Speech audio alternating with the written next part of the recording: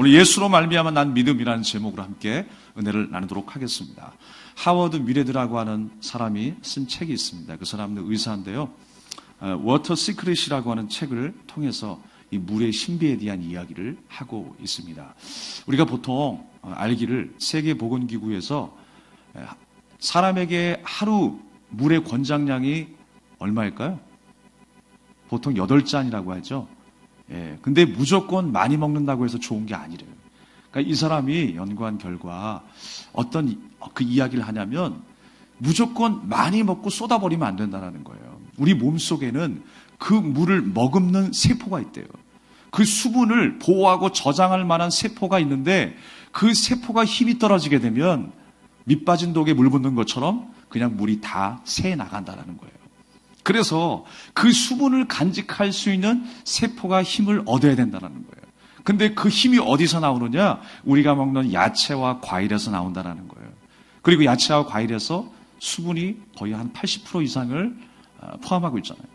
그래서 굳이 우리가 8잔을 마시지 않아도 야채와 과일을 통해서 충분히 섭취할 수 있다라고 하는 말을 하는 걸 들었습니다. 그러니까 물 한 잔을 마시더라도 우리가 제대로 먹어야 한다는 거예요. 그래서 이 사람 말에 빌리면 물을 마시기보다 물을 먹으라는 거예요. 물을 잘 흡수해야 한다라고 말하고 있습니다. 우리의 삶도 마찬가지죠. 우리가 오늘 예배 드리는데 우리가 하나님의 말씀을 그냥 흘려버리지 않고 말씀을 듣고 깨닫게 하신 하나님의 은혜가 얼마나 놀라운가 다시 한번 생각하게 됩니다.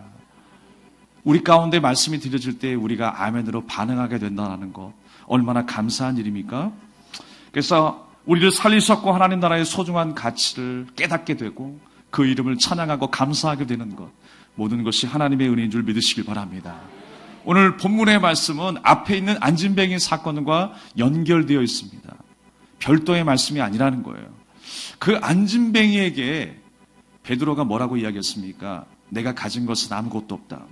곧 나사렛 예수 그리스도의 이름으로 일어나 걸어라 라고 말씀하고 있어요. 무엇을 준 거예요? 내게 있는 건 내게 주니 무엇을 준 거예요? 예수 그리스도의 이름의 권세를 그에게 준 거예요.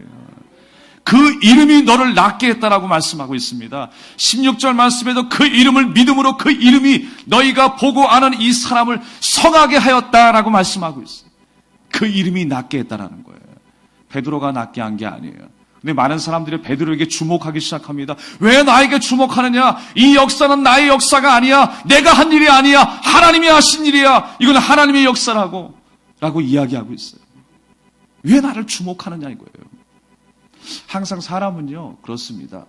사람이 어떤 일들에 대해서 또는 사람을 추종하는 그런 마음들이 크게 작용합니다. 오늘 12절 말씀처럼 사람이 힘인 줄 알고 많은 사람들이 놀랐다고 그랬어요. 그러나 그것은 사람의 힘이 아니었습니다. 분명한 것은 하나님의 역사였다라고 하는 거예요. 마치 사람에게 능력이 있는 것처럼 사람을 추종하며 따라다니는 사람들이 있어요. 여러분 그런 말과 그런 모든 현상에 현혹되지 마시기 바랍니다. 많은 사람들이 현혹돼서요 항상 그 사람을 추종하고 능력이 일어난다라고 하는 그곳에 따라가기를 간절히 원해요. 물론 절박한 그 상황 가운데에 지푸라기라도 잡고 싶은 그 마음 충분히 이해가 갑니다. 무엇인지 붙잡고 싶을 거예요. 그러나 여러분 하나님의 말씀에서 능력이 일어난다는 거예요. 예수 그리스도의 이름의 권세에서 능력이 나타난다라고 하는 거예요. 그 자리가 기도의 자리가 돼야 되고요. 그 현장이 하나님의 말씀을 고백하는 자리가 돼야 돼요. 그때 하나님의 기적이 역사가 일어날 줄로 믿습니다. 항상 사람은요 나의 어떤 심정, 답답한 마음을 해결하기를 원해요. 그래서 내가 듣고 싶어하는 말을 항상 듣기 원합니다. 내가 듣고 싶어하는 소리가 어디 있을까? 그래서 헬스클럽을 찾아가기도 하고요. 법당을 찾아가기도 하고요. 점집에 찾아가기도 합니다. 이단 사이비에 끌려가기도 합니다. 내가 듣고 싶어하는 소리가 어디 있을까? 여러분 지금 그러고 있습니까?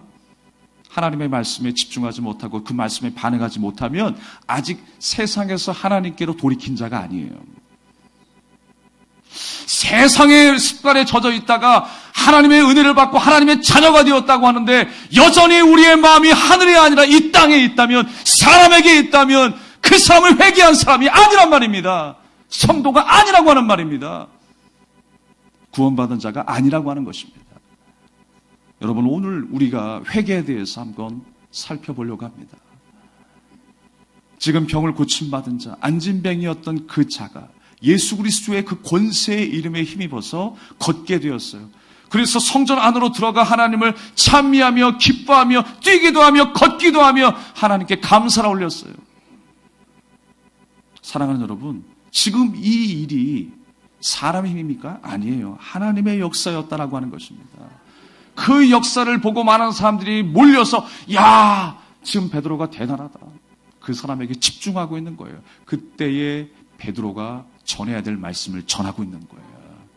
안진뱅이라고 하는 한 사건, 그 이야기를 통해서 정작 베드로가 사람들에게 하고 싶은 그 말을 전하고 있는 거예요. 이 말을 우리가 놓치지 말아야 돼요. 그 병을 고침받았다, 기적이 일어났다, 능력을 행했다, 저 사람 대단하네, 그걸로 끝나면 안 된다는 것입니다. 이 말씀은 연결해서 생각해야 돼요. 베드로가 전하고자 하는 그 말씀이 무엇인가? 저 사건을 통해서 우리에게 주시는 귀한 말씀이 무엇인가를 우리가 들어야 하는 것입니다. 여러분, 그 말씀을 받고 가시기 바라겠습니다. 그래서 하나님의 자녀는요, 하나님의 말씀에 귀 기울이는 자예요. 내 말을 줄이고 하나님의 말씀이 내 입술을 통해서 전달돼야 합니다. 그게 전도입니다. 그게 회개인 거예요. 근데 여전히 내 말이 많은 사람들이 있어요. 자기 말이 많은 사람은 반드시 실수합니다. 그리고 내가 디딤돌인지 걸림돌인지 모르며 얘기해요. 그게 습관이 되어 있어요. 사람들은 나를 어떻게 생각하는지 모르고 나는 그냥 하고 싶은 대로 말을 하는 거예요. 내가 그냥 감정이 느껴지는 대로 이야기하는 거예요. 사람을 부정적으로 이야기하기도 하고 교회 여러 가지 일들을 부정적으로 이야기하기도 합니다. 그러나 여러분, 당부합니다. 나의 말을 줄이십시오. 나의 입술을 통해서 하나님의 말씀이 흘러가게 하십시오. 하나님의 은혜와 덕이 흘러가게 하십시오. 하나님의 은혜의 능력이 흘러가게 해야 할 줄로 믿습니다. 우리가 회개라고 하는 말, 그냥 버젓이 눈물 흘리고 주님 앞에 반성하고 뉘우치는 것, 이건 회개의 한 양상입니다. 우리가 주님 앞에 바로 돌아섰을 때에 나타나는 현상이지, 우리는 또 그렇게 눈물 흘리고 또 죄를 지을 거예요. 그렇게 미워하고 또 우리는 회개하고 눈물 흘리고 또 미워할 거예요. 그렇게 말을 안 하고 부정적인 말을 안 하겠다고 주님 앞에 눈물 흘리며 호소하며 기도했지만 또 우리는 실수하고 넘어질 거예요. 그러나 그것은 진정한 회개가 아닙니다. 얼마든지 세상에서도, 세상의 이단 종교에서도 이런 뉘우침과 이런 반성은 얼마든지 있어요. 교도소에서도 반성문은 수차례 쓸 겁니다. 그러나 오늘 성경에서 말하는 회개, 진정한 회개는 우리가 이런 회개하고는 달라요. 예수님께서 가르쳐주시는 그 진정한 회개는 무엇일까요? 메타노에오. 이 회개하다라고 하는 것은 알다, 확신하다라고 하는 기노스코에서 유래가 되었어요. 그러니까 알다. 우리가 뭔가를 깊이 깨달아 안 거예요. 우리가 진리를 알아서 예수님을 알아가지고 이제 그 깊은 깨달음 가운데 우리 마음이 정해진 거예요. 새로운 곳에 우리 마음이 정해진 거예요. 그래서 예수님을 따라가기로 내가 작정한 인생, 그것이 바로 회개라고 하는 것입니다. 내 세계관이 바뀌는 거예요. 바라보는 관점이 바뀌어지는 거예요. 생각하는 가치와 그 관점이 바뀌어지게 되는 거예요. 그래서 여러분, 이 회개는 누가 주시는 것이냐? 엄밀히 얘기해서 하나님이 우리에게 주시는 거예요. 내가 하는 것 같지만 하나님이 우리에게 그 회개의 영을 부어주셔야 우리가 주님 앞에 돌아설 수 있게 되는 것입니다. 누가복음 15장 말씀에 잃어버린 한 양, 누가 찾아주셨어요? 목자가 찾아주셨습니다. 양이 목자를 찾은 게 아니에요. 주인이 드라크마를 찾습니다. 한 드라크마를 찾는데 드라크마가 주인을 찾습니까? 주인이 드라크마를 찾습니까? 주인이 드라크마를 찾는 거예요. 내가 주님을 찾았습니까? 주님이 나를 찾아주셨습니까? 주님이 나를 찾아주셨어요. 그래서 나의 삶은 주께로 정해진 인생이 되는 거예요. 하나님이 찜한 인생이 되었어요. 콕 찍어주셨어요. 할렐루야. 20년 동안 신천지에 몸담고 있다가 탈퇴한 신현욱이라고 하는 목사님이 계십니다. 그분이 지금은요, 그 신천지의 실체를 밝히면서 간증을 하고 있어요. 그들의 실체를 폭로하며 간증하고 또한 그 실체를 교육하고 있어요. 그들이 말하는 건 뭐냐면 이 이만희 교주가 성령이 임한 인간 보혜사라고 하는 거예요. 그렇게 가르쳤다라는 거예요.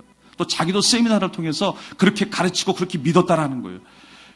또한 예수만 믿어서는 구원이 없다라는 것, 이만희도 믿어야 구원함을 얻을 수 있다라고 이야기를 하고 있어요. 그런 교리를 품고 20년 동안 신앙생활을 했었던 신현욱이었어요. 그런데 이 사람이 어느 순간에 바뀌게 되었어요. 그게 왜 그러냐면 하나님께서 역사하셨던 것 같아요.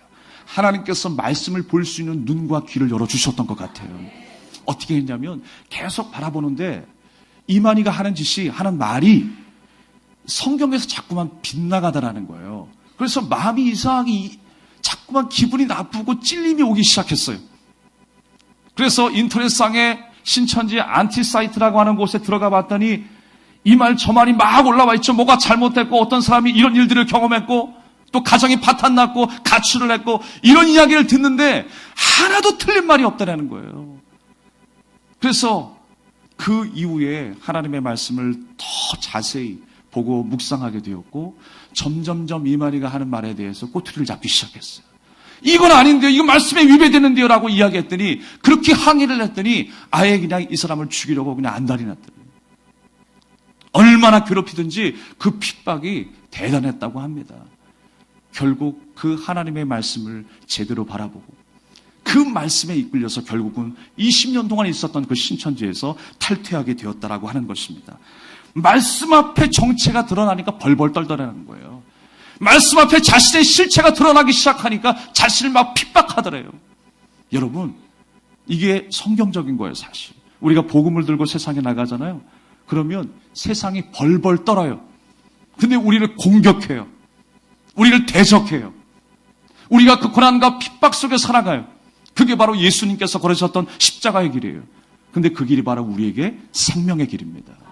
그 길이 당연히 있을 것을 예수님이 그 삶의 모형을 통해서 우리에게 보여주신 줄로 믿습니다. 우리는 그 길을 따라가는 제자여야 하는 것입니다. 그래서 이 사람이 말씀에 눈이 뜨이니까 지금까지 자신이 잘못된 것을 붙잡고 있었구나. 내가 정말 진리가 아닌 비진리를 붙잡고 있었구나 라고 하는 깨달음을 가질 수 있었다라고 이야기합니다. 진짜 진리를 알게 된 거예요. 사랑하는 여러분, 오늘 19절 말씀에도 새롭게 되는 날이 주 앞으로부터 이를 것이다 라고 말씀하고 있어요. 주님께서 주시는 거라고 하는 말씀이에요. 주님께서 우리에게 회개의 영을 부어주셔서 우리가 하나님께로 우리 마음을 정하고 하나님 말씀에 순종하기로 작정하는 것, 그것이 바로 진정한 회개라고 하는 것입니다. 그러니까 회개는 다시 말해서 사랑하는 자에게 선언해 주시는 선언과도 같은 거예요. 너는 내 자녀야. 내가 지시한 이 길로 따라와야 돼. 라고 하는 그 마음을 주시고 그 길을 인도하시는 것. 바로 사랑의 선언과도 같은 것입니다. 하나님께서 우리에게 그렇게 선언해 주셨어요. 회개할 수 있도록 선언해 주셨어요.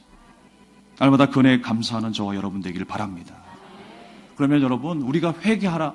아니, 주님께서 이렇게 선언해 주셨고 다 해주신 것 같은데 우리가 할 게 뭐가 있어? 회개하라라고 하는 말씀은 뭘까요? 예수님도요, 그의 공생의 사역 가운데 첫 번째 메시지가 뭐였습니까? 회개하라, 천국에 가까웠느니라 그랬어요. 이 말씀은요, 가장 쉽게 얘기해서 다시 생각하라는 거예요. 너희들이 생각했던 그 잘못된 길에서 이제 끊어버리고 예수님께서 제시한 그 길을 따라오라는 것입니다. 회개하라, 천국에 가까웠느니라. 예수님께서 이 땅에 오셨을 때 많은 사람들이 예수님을 메시아로 알아보지 못했습니다. 하나님의 아들로 인정하지 않았습니다. 예수님이 오셔서 다스리셔서 그 땅이 천국이 되었는데 하나님의 나라가 임했는데 그 사실을 깨닫지 못했어요. 그들이 생각했던 천국은 무엇이었습니까? 유토피아의 세계였어요. 내가 원하는 세상, 내가 이렇게 거룩하게 살고 내가 열심히 신앙생활 한 만큼 이루어지는 그 열매, 나의 공로로 돌리는 그 열매를 간절히 원했던 유대주의자들이었어요. 그래서 예수님의 그 설교가 제일 먼저 전달된 사람들이 누구예요? 유대인들이에요. 왜냐하면 유대인들의 잘못된 길을 바로잡기를 원하셨어요. 유대주의자들은요, 그랬습니다. 다윗 왕국에 대해서 오해를 했어요. 다윗 왕국이 그렇게 번영했던 것처럼 그 다윗 왕국의 번영의 회복이 오늘 이 시간 우리에게 일어나기를 원한다라는 거예요. 이제는 내가 이렇게 간절히 예배를 드렸고 이렇게 간절히 예물을 드렸으니까 번제도 수십 번, 수백 번, 1000번을 하나님 앞에 드렸으니까 반드시 하나님의 메시아를 보내주셔서 이 땅 가운데 우리가 원하는 유토피아를 건설해 주실 것이다. 그것이 바로 다윗 왕국의 회복으로 착각하고 있었어요. 그런데 예수님은 그거 아니야! 라고 말씀하고 있는 거예요. 다윗 왕국의 회복은 그렇지 않다라고 하는 것입니다. 장차 우리의 왕이 되신 예수 그리스도께서 이 땅에 오셔서 임하게 될 그 하나님 나라를 말씀하고 있는 거예요. 그게 바로 다윗 왕국의 회복이라고요. 그런데 사람들은 오해를 하고 있었다라고 하는 것입니다. 단지 뭐예요? 나의 유익과 만족을 위한 하나님 나라라는 거예요. 모든 것을 물질적으로만 생각을 했어요. 자기 편의로 신앙생활을 생각했다라고 하는 것입니다. 사랑하는 여러분, 신앙생활은 나의 유익이 아니라 하나님의 영광입니다. 하나님의 영광이 나의 삶을 통해서 드러나는 것이 신앙생활이라고 하는 것입니다. 그래서 하나님께서 나를 어떻게 구원하여 주셨는지, 하나님께서 내게 베풀어 주신 그 은혜가 무엇인지를 깨닫고 배우는 것이 신앙생활입니다. 내가 원하는 것을 하나님 앞에 구하는 것이 신앙생활이 아니에요. 그래서 우리는 성경을 보면 하나님 나라에 대해서 여러 가지를 설명하는 걸 볼 수가 있어요. 심령이 가난한 자는 천국이 저희 것이, 애통하는 자가 복이 있다. 의에 줄이고 목이 마른 자가 복이 있대요. 그래서 그 땅을 기업으로 주겠다라고 말씀하고 있습니다. 이 마음이야말로 주님을 의지하는 삶이고 주님의 은혜에 목말라는 삶이고 마음을 죽기를 향하는 삶이고 바로 이 삶이 회개하는 삶, 주님의 길을 따라가는 인생이라고 하는 거예요. 빌립보서 2장 5절 말씀에 너희 안에 이 마음을 품으라.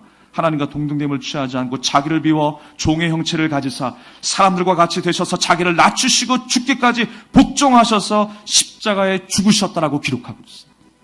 바로 우리 삶의 모형을 그렇게 보여주신 거예요. 낮아져야 되고 부인되어야 될 우리의 삶을 말씀하고 있는 것입니다. 보통 우리가 이슬람교 하게 되면 테러로 유명한 사람들이라고 우리가 생각을 하죠. 근데 그 무슬림들이요, 좋은 일도 많이 합니다. 어려운 국가, 어려운 난민들을 위해서 힘에 지나도록 봉사하는 사람들이 무슬림들이에요. 그런데 그들이 그렇게 하는 이유가 있어요. 자폭을 하고 테러를 하고 또한 그렇게 봉사하는 이유가 있어요. 왜냐하면 내가 장차 가게 될 천국에 대한 기대가 있기 때문에 그래요. 우리가 겉으로만 보면요, 그게 당연한 말 같아요. 천국에 대한 소망을 갖는 것 같아요. 그런데 그들의 생각 속에는 어떤 구조가 있냐면 자기가 원하는 천국이 있어요.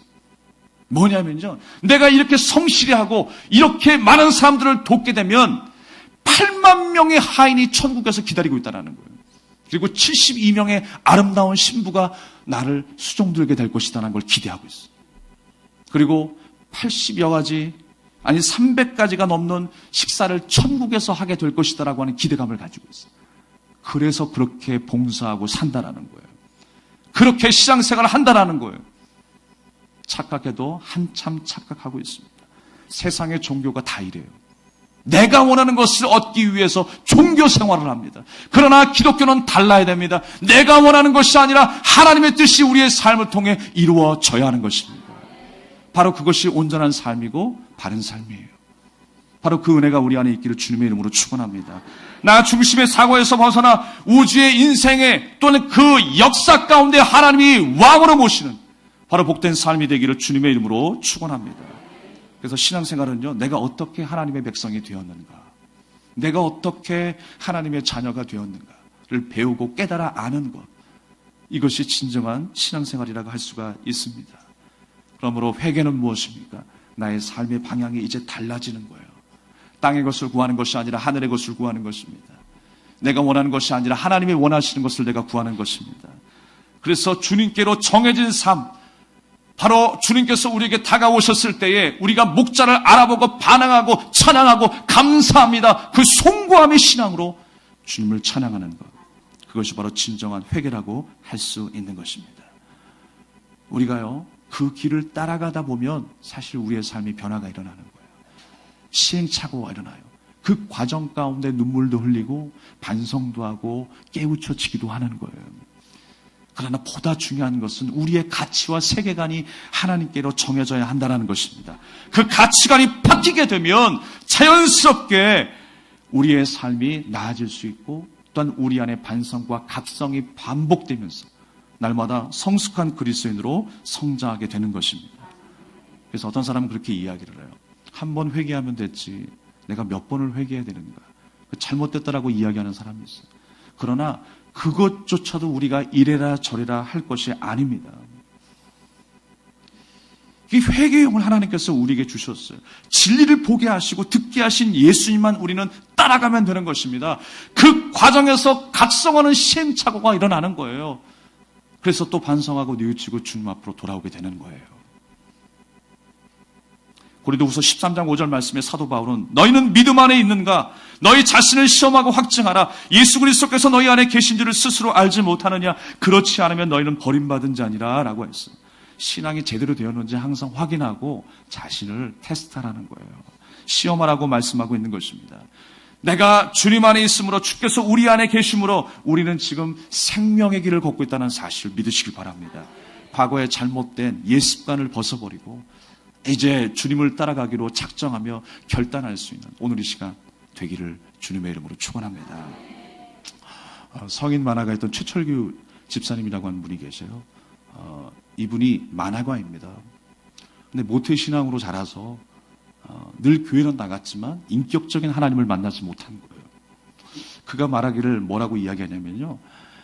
교회를 다니면서 성령으로 충만해야 되는데 음란의 영으로 충만해가지고 음란 만화를 그리는데 기가 막히게 그렸다라는 거예요. 사람을 딱 보면 저 사람의 라인이 바로 그냥 투시되는 것처럼 보이더라는 거예요. 그래가지고 워낙 잘 그려가지고 선배님들을 막 앞서서 그 이연세, 그 대만화가 있잖아요. 이연세의 문화생으로 들어가서 많은 돈도 벌었습니다. 근데 그렇게 승승장구할 그 즈음에 하나님께서 병을 통해서 그를 치셨어요. 기흉이라고 하는 그 병을 통해서 폐에 공기가 차기 시작했습니다. 그래서 그 공기를 빼내면 또 공기가 차고 또 공기를 빼내면 공기가 차고 거의 반 죽게 되었어요. 정신이 없어요. 숨이 가빠서 숨을 제대로 쉴 수가 없는 거예요. 그러다가 쓰러지기를 반복하고 토하기를 반복했습니다. 노란 물이 나오든지 또 나중에는 이제 피를 토하게 되는 그러나 엄청난 고난을 겪어야 했습니다. 병상에 누워서 이제 생각을 하는데 예전에 생각하지 못했던 것들을 하나하나 생각하기 시작했습니다. 야, 공기도 그냥 공기가 아니구나. 내게 비춰지는 햇빛도 그냥 햇빛이 아니구나 라고 하는 사실을 생각하게 되었어요. 그러면서 내가 그토록 의지하고 믿었던 것이 한순간에 사라지면 얼마나 절망적일까라는 생각을 하게 되었대요. 돈을 의지하고 돈을 사랑했던 그 사람이 돈을 잃었을 때 얼마나 절망적인가. 지금 내 상황이 그런 상황인 것처럼 느껴지는 거예요. 내가 그토록 의지했었던 돈, 명예, 그 만화 지금 병으로 인해서 한순간에 다 무너진 거예요. 희망도 없었습니다. 절망 속에 있었어요. 그러던 가운데에 성경을 접하게 되면서 성경을 읽게 되었습니다. 그래서 고린도후서 13장 5절 말씀에 눈이 들어오기 시작했어요. 오늘 우리가 읽었던 말씀이었죠. 그 고린도후서 13장 5절 말씀을 통해서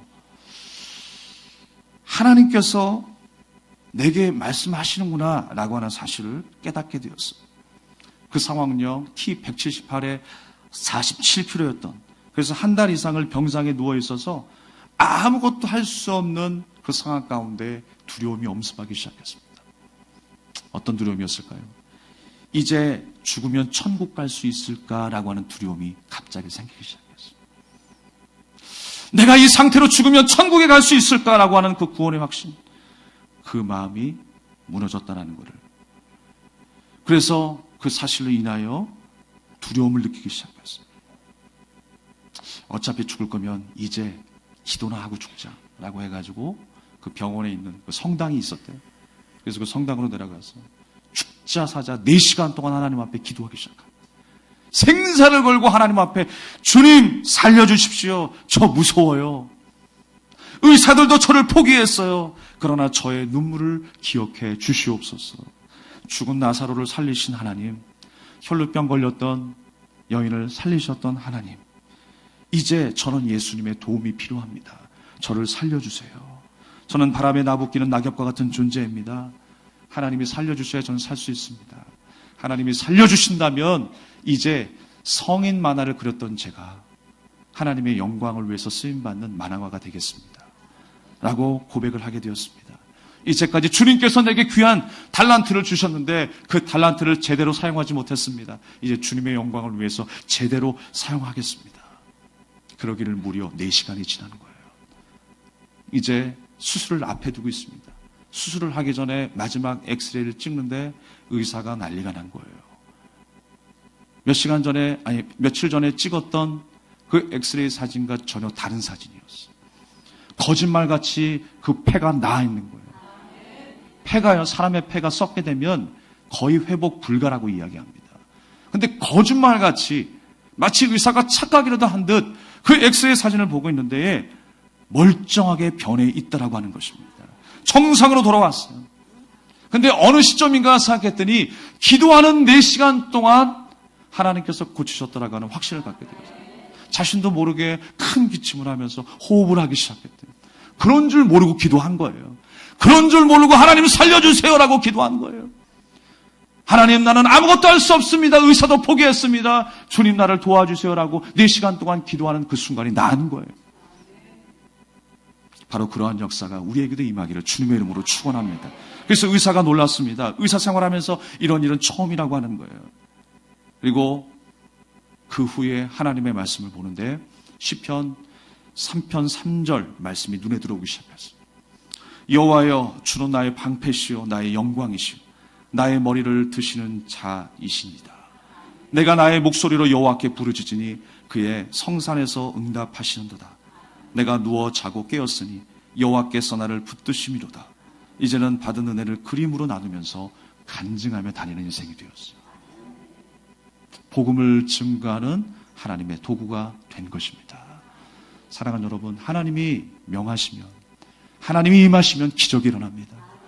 하나님이 역사하시면 우리 믿음의 지체들, 정숙희 권사님, 박형구 집사님, 전표주 집사님 낳게 될 줄로 믿습니다. 하나님이 역사하시길 간절히 기도합시다. 그를 위해서 간절히 중보합시다. 그러기 위해서 우리가 먼저 하나님 앞에 돌아서야 합니다. 그분들을 통해서, 그 지체들을 통해서 우리를 깨닫게 하신 하나님의 목적도 있어요. 하나님을 더 가까이 만나기를 원하세요. 주님 앞에 거룩한 모습으로 바로 세워지기를 원하세요. 그게 회개입니다. 그 회개가 일어나기 전에는 아무런 역사도 일어날 수 없어요. 우리가 주님 앞에 다시 한번 회개합시다.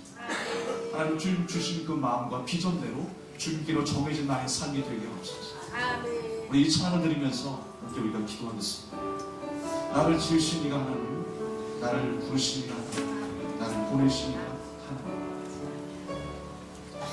나를 지으신 이가 하나님, 나를 부르신 이가 하나님, 나를 보내신 이가 하나님, 나의 다 된 것은 다 하나님 은혜야. 나의 달려갈 길 다 가고 나의 마지막을 다 하고 나로 그 십자가 품게 하시니 나의 나 된 것은 다 하나님 은혜야. 한량없는 은혜, 한량없는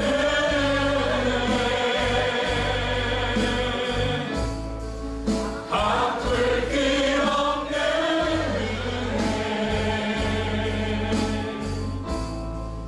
내 삶을 애워싸는 하나님의 은혜, 하나님의 은혜,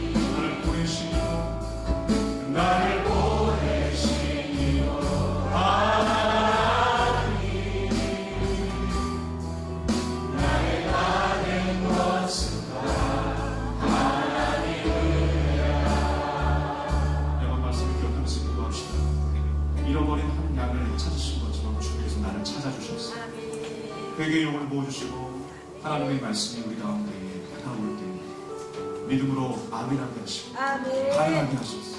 고백하게 하소서. 주는 그리스도시요 살아계신 하나님의 아들로 고백하게 하소서. 하나님 이 마음이 고백이 평생의 삶이 되게 하옵소서. 평생의 고백이 되게 하여 주시옵소서. 우리 함께 주여 하시고 기도하겠습니다. 주여!